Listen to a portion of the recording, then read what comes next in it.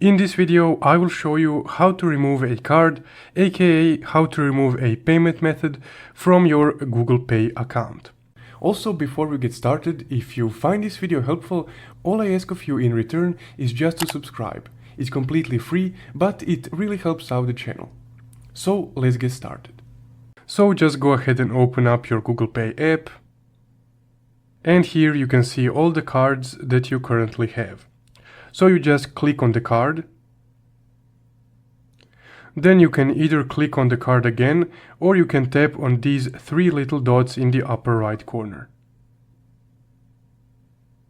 From here, scroll down to the bottom, and the last option should be remove this payment method. So to remove it, just click remove this payment method.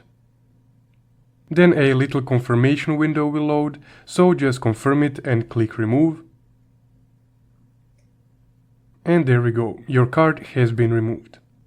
So that's how you can remove a payment method, or in this case a debit card, from your Google Pay account.